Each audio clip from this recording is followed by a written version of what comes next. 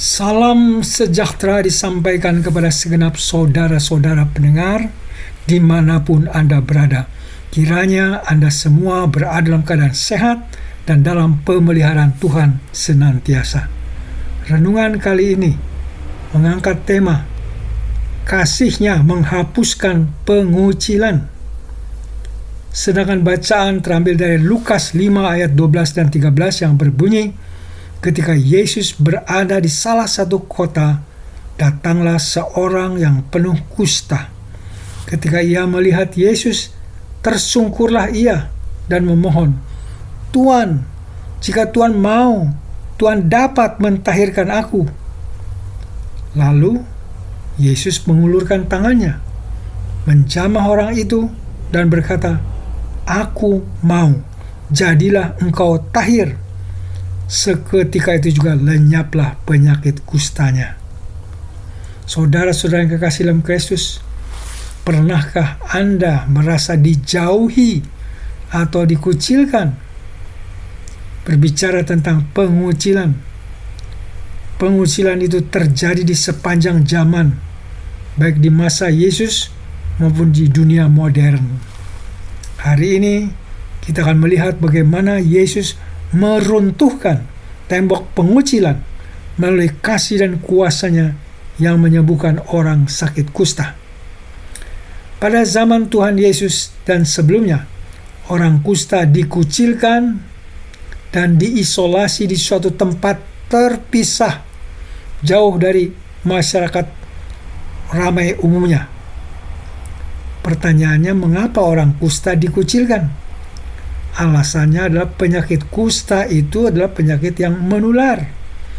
Penyakit yang menular itu dianggap penyakit yang membahayakan komunitas. Imamat 13 ayat 45 dan 46. Mereka juga dianggap dari sudut pandang keagamaan sebagai najis secara ritual.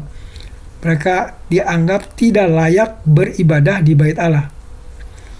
Siapapun yang menyentuh mereka sengaja atau tidak sengaja menjadi najis dan harus melakukan upacara pembersihan diri. Pada zaman modern ini, pengucilan juga terjadi karena berbagai alasan, seperti penyakit menular, HIV atau AIDS, atau yang masih segar diingatan kita COVID-19. Orang diisolasikan, dan oleh sebab-sebab lain orang jadi dikucilkan karena mungkin kemiskinan atau perbedaan budaya atau juga karena perbedaan agama, dikucilkan dari suatu lingkungan masyarakat tertentu.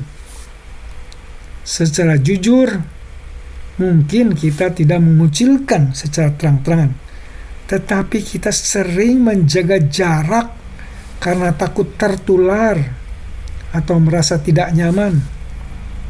Ini adalah respon yang manusiawi. Tetapi pertanyaannya, apakah ketakutan kita membatasi kasih yang seharusnya kita tunjukkan? Dalam bacaan kita hari ini, kita mendengar permohonan orang kusta kepada Tuhan Yesus bermodalkan iman yang rendah hati dan penuh dengan harapan. Tindakan ini sungguh berani. Meskipun dilarang mendekati orang lain, orang kusta ini datang mendekat kepada Yesus karena percaya pada kuasa Yesus. Dengan segala kerendahan hati, ia bersujud dan memohon serta berkata, "Tuan, jika Tuan mau, Tuan dapat mentahirkan aku." Ini adalah suatu ekspresi iman yang penuh harapan. Ia tidak meragukan kemampuan Yesus, tetapi berserah kepada kehendak-Nya. Ketika kita merasa najis dalam tanda petik karena dosa, tidak layak, atau kita terluka oleh pengucilan, apakah kita memiliki keberanian, memiliki kerendahan hati, memiliki iman untuk datang kepada Yesus seperti orang kusta ini? Dalam bacaan kita membaca respon Yesus. dengan kasih yang menjangkau, kasih yang memulihkan. Yesus tidak hanya berbicara dari kejauhan, tetapi mengulurkan tangannya dan menjamah orang itu. Tindakan yang mengejutkan di mata masyarakat. Yesus berkata dengan penuh kuasa, "Aku mau, jadilah engkau tahir." Hasil dan tindakan dan ucapan ini memberi pemulihan yang total. Penyakit kustanya lenyap seketika itu juga. Ini bukan hanya pemulihan fisik, tetapi juga pemulihan sosial dan spiritual.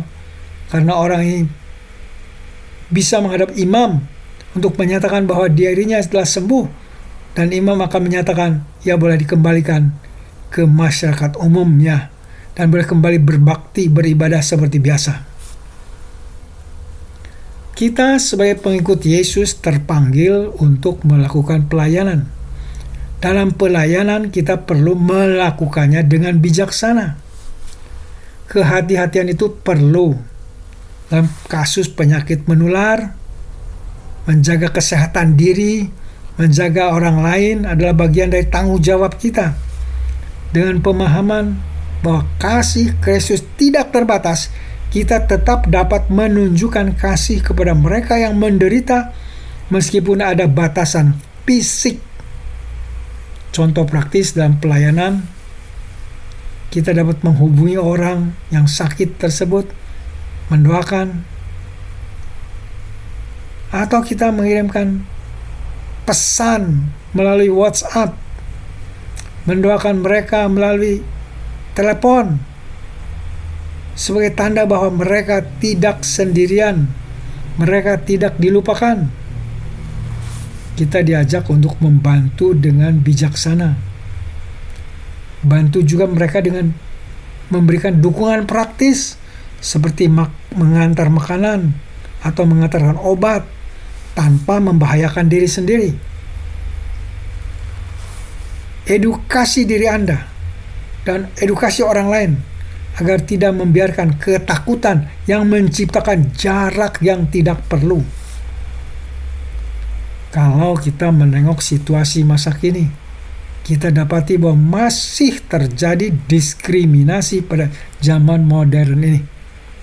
Pada konteks zaman modern kita dapati bentuk baru dari pengucilan. Pengucilan atau diskriminasi nama kerennya terjadi karena perbedaan ras, perbedaan warna kulit. Karena perbedaan ras dan warna kulit, orang diperlakukan berbeda, direndahkan karena berbeda dengan warna kulit mayoritas. Atau orang juga dikucilkan, didiskriminasi karena status sosial. Misalnya orang miskin sering diremehkan, sedangkan orang yang kaya dihormati secara berlebihan. Yakobus 2 ayat 1-4. Berdasarkan keyakinan agama, orangnya bisa dikucilkan, didiskriminasi. Di tempat kerja itu bisa terjadi. Orang yang beragama minoritas bisa saja mengalami dimarginalisasi, dikesampingkan, dipinggirkan. Berdasarkan kondisi kesehatan, orang dengan penyakit kronis atau gangguan mental sering juga dihindari. Saudara-saudara yang kekasih dalam Kristus, jika Anda saat ini adalah orang yang menjadi korban dikucilkan, datanglah kepada Tuhan Yesus. Dia mau, Tuhan Yesus mampu memulihkan Anda. Pada sisi yang lain, jika Anda melihat yang terkucil, jadilah saluran kasih Kristus untuk memulihkan mereka. Dan jika Anda melawan diskriminasi, hiduplah dalam semangat Galatia 3 ayat 28, di mana tidak ada lagi perbedaan di dalam Kristus. Dalam penerapan praktis sehari-hari, mulailah bertindak, berhenti menghakimi, mulai mengasihi. Jangan membeda-bedakan orang karena status atau latar belakang mereka. Kedua, menjadi saksi kasih Kristus. Rangkul mereka yang dikucilkan atau didiskriminasi di lingkungan Anda. Ketiga, berdoa dan bertindak. Mintalah kepada Tuhan. Minta hati yang berbelas kasihan dan juga keberanian untuk bertindak untuk tegaknya keadilan. Yesus tidak hanya menyembuhkan orang kusta, tetapi juga menghapus pengucilan dan membangun komunitas kasih. Mari kita lakukan hal yang sama di dunia kita hari ini. Amin. Mari kita berdoa bersama-sama.